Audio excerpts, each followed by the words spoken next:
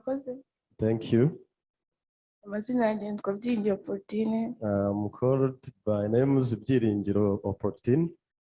Abandi umwe mu bitabiriye muri gahunda z'ejo. And I'm one of the participants of the youth workshop of yesterday. Reka dusome mu Baroma igice cya 6. Abaroma igice cya 6. Let's read in the book of Romans 1 verse 6.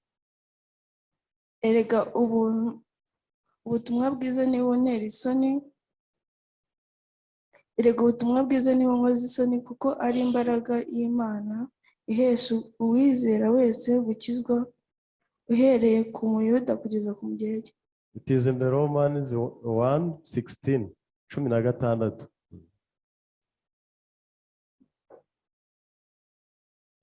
Mu by'ukuri mbere nari nzi ko kwakira agakiza ari ugusaba Imana imbabazi bikarangira. I used to know that the salvation is to ask for forgiveness of my sin to God and it finishes. Gusa muri korona Imana yangiriye ubuntu nakira agakiza.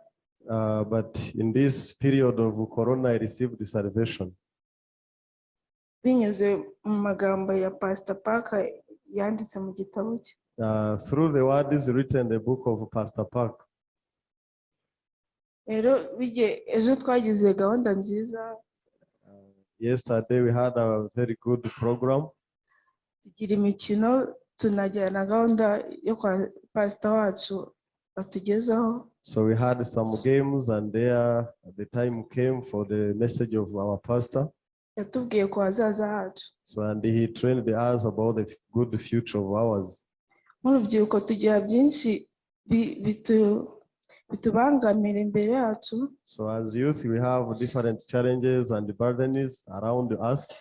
Ariko yatubwiye uburyo twabirwanya kandi tukageza imbere yacu inzozi zacu imbere. And he taught us how we can fight and overcome them until we reach to the dreams. Atubwiye ngo iyo ugize inzozi ngufi ubuzima bwawe n'ubundi buba bugufi nta terambere ugeraho. So he told us when we had the small dream, the same life you live. Ariko iyo ugize inzozi nini ubuzima bwawe n'ubundi buba bunini ukaba mu buzima bwiza. But when you dream bigger, you live the white life and the beautiful life. Yatweretse n'umukobwa ucuranga piano ariko adafite akaboko kamwe k'iburyo. So he showed us one lady who plays well the piano but without a right hand. Yabaye wa mbere ku isi. So she became the best pianist.